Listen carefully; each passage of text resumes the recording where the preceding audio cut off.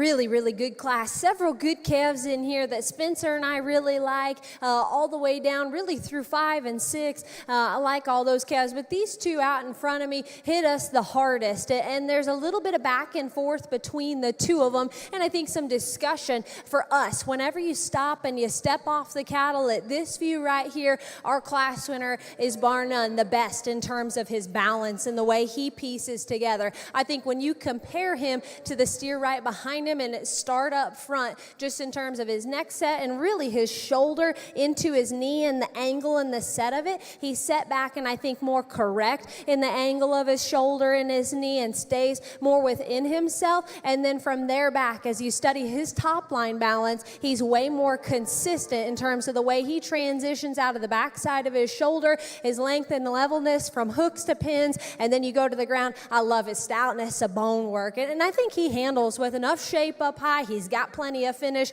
If we're going to get a little critical of him from behind, I think he could be just a shot stouter and maybe a little more opened up all the way to the surface. He wants to funnel just a little bit down low, but for us, that calf had plenty enough. We love his balance and his stoutness. I think his feature and still the way he pieces together and balances from the side we like. And then at the ground, even though he sets down a little hard, we probably like the shape of his feet a little bit better. Now, some of the things I picked on our class winner for, that's where we like this calf. And I think whenever you get directly in behind him, that's probably where he has the class advantage, just in terms of stoutness and power. He's big out of his upper hip. He's a little better down through his lower quarter. Where we got a little critical of that guy, he wants to fall apart from time to time. And I did think he was a little plainer in his head. He wants to come apart just a little bit in his shoulder. Every once in a while, I'd catch him sneaking up there in his front end and wanting to get just a little more upright in the angle to his knee. And then he'll want to dump and roll out of his pin sometimes, set down just a little hard, and here his rear ankle as well. And I thought his front feet, he's a little more crashed down, a little longer in his front toes. Those were just a little differences between those two. Thought they were nice calves. This calf that comes next is fresh. You do an awesome job of getting him presented. I like the way his neck ties. He's got a good shape coming out of the backside of his shoulder. I think that calf for us probably isn't quite as good in the way he transitions from his shoulder into his forerib. Big thing is he gets just a little too upright in terms of his front end structure. We need to change him just a little bit more there and make him more comfortable when we get him in motion. He's just too straight off either end and a shot too restricted. The calf that comes next, attractive in terms of his hip and his hind leg structure and his flexibility. He's got a good look up front. He'll want to sneak forward in his front end. He doesn't transition good enough into his forerib. He flattens too much right behind it. He's not nearly as square in the way he comes out of the backside of it relative to those calves in front of him, and he's quite a bit staler. This calf has got some shape, some boldness to his body. Probably wish he was just a little more genuine in terms of his shape and his boldness. And then he too wants to get a little more upright and open at the top of his shoulder. Not quite as attractive in the way he ties his neck into his top side of his blade. Reconstruct him there. A calf that comes next that's good looking from the side. You've done a good job of getting this calf presented. He's just too closed up. When we get in front of him, get behind him, he's a narrowest made of those cattle that we've talked about. A calf that comes next, it's good and level in his top line. Got a good set of his neck. That calf wants to cut up into his flank. He's a little frailer in terms of his foot and his bone work. We need to open him up, power him up, and stouten him at the ground. And kind of the same thing for the calf that comes behind him. I think his levelness atop is good. Got some extension up front. Need to make him a little more attractive in the way he uses his hip and hind leg, stouter all the way through. A calf that's got some substance, just a little too open in his shoulder. The red and white calf we need to reconstruct a little bit. And then a calf that comes next, good in terms of his top line consistency, too hard bodied, need to stout and power him up. And then a calf that is deeper, just a little too plain out here. Need to make him stouter, more muscular all the way through. Good class of calves there. Congratulations.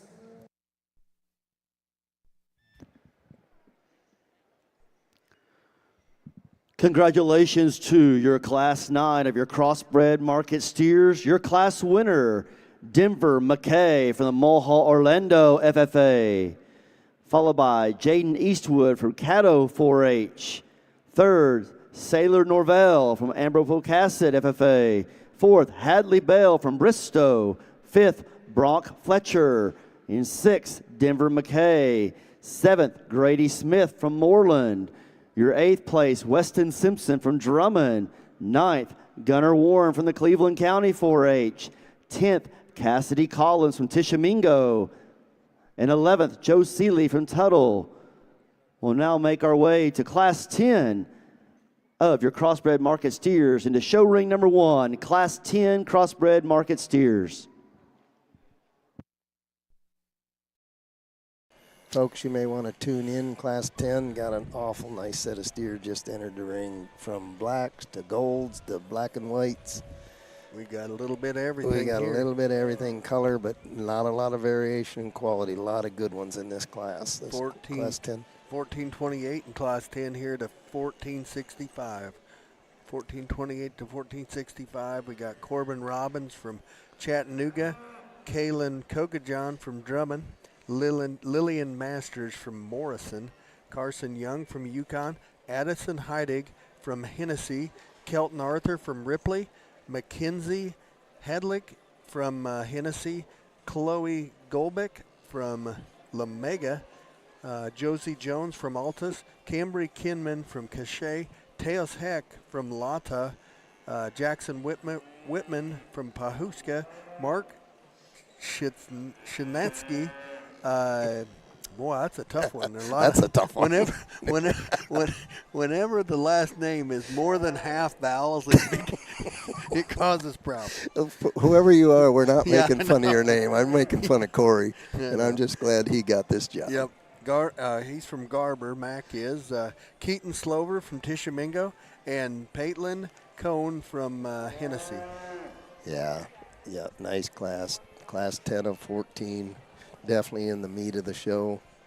Yep, we're going to go, this Division 3, we're going to go up to 1489. And then actually Division 4 is going to be 1493. Then we're going to stay pretty much above 1500. But you know, just think, it wasn't that long ago. We'd all been sitting here thinking, well, there ain't none of these can win. They're too heavy. And that's not even in the thought process right now. Yep.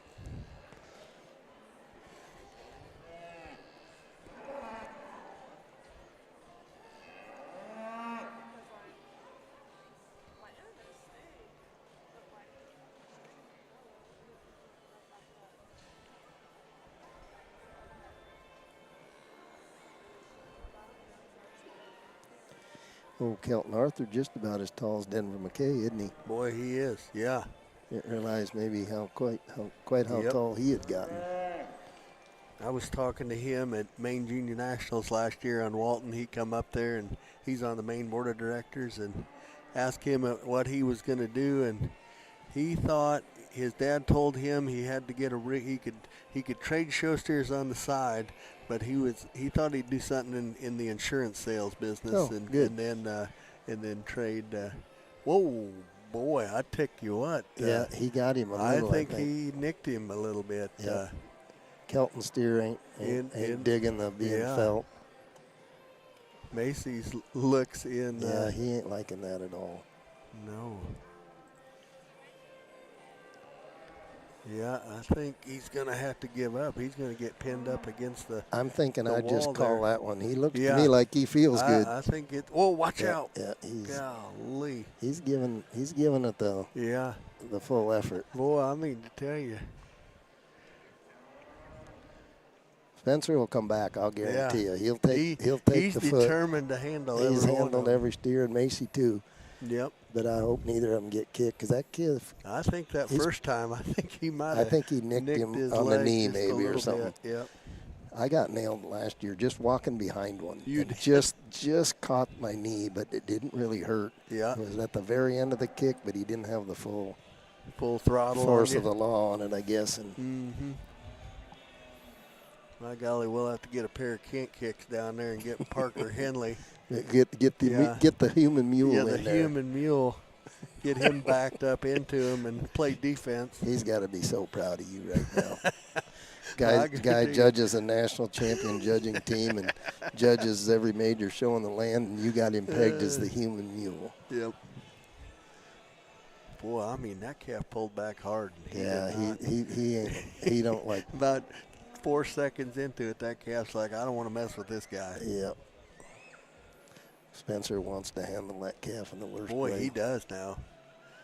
And that calf is looking at him going, Yep. just go ahead and try this. Yeah, try it. We'll see who wins this one. Yeah.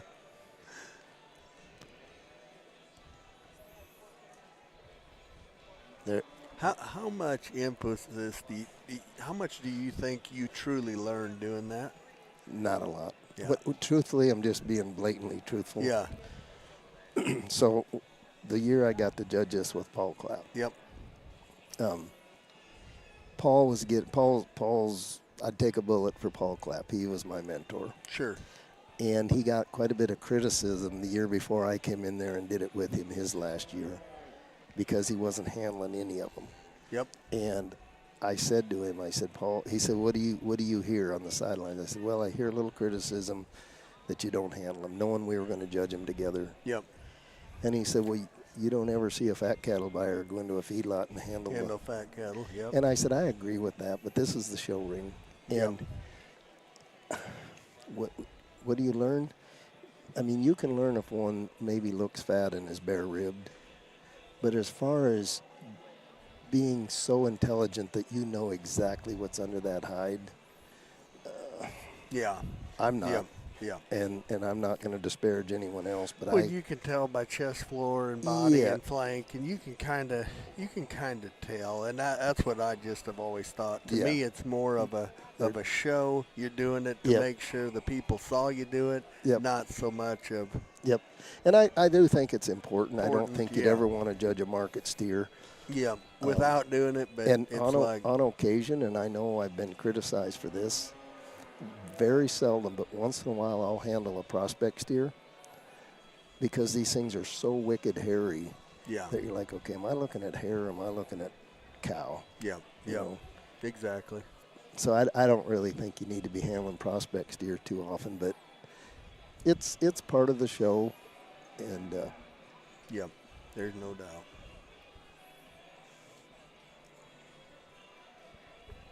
Yep. I think there one year I think it was Fort Worth, Dave Duello judged. And his champion steer was also the champion market steer. Mm-hmm. And the chances of that happening aren't large. Yep. You know. Absolutely. Well, that calf of Arthur's he's a freak show. Yeah.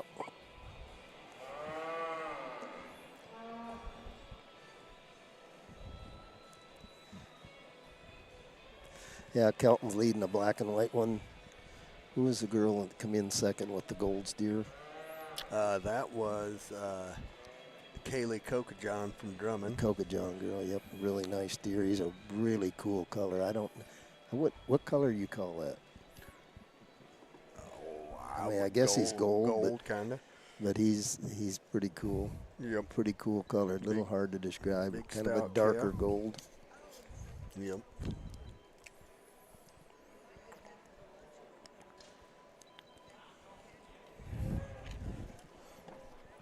We're blowing the internet over here, Blake.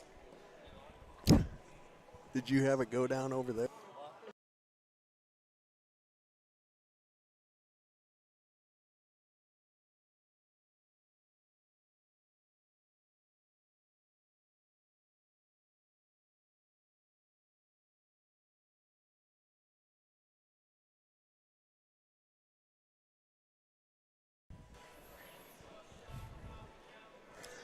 So in my mind, it's kind of a two-horse race Yeah. in this class. Could be wrong. There's a lot of steers in here, but yeah, when you sort down to it, they'll get them down to 3 or 4 head. Yep. Where are they standing at? Oh, there they are right there. There's a lot in this class. Mm-hmm. 1, 2, 3. 13, I think. Yep.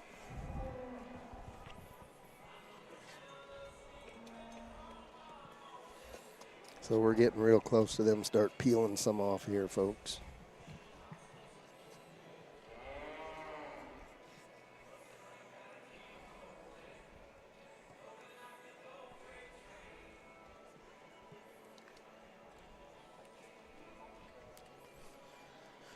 Haven't got anything whipped in yet.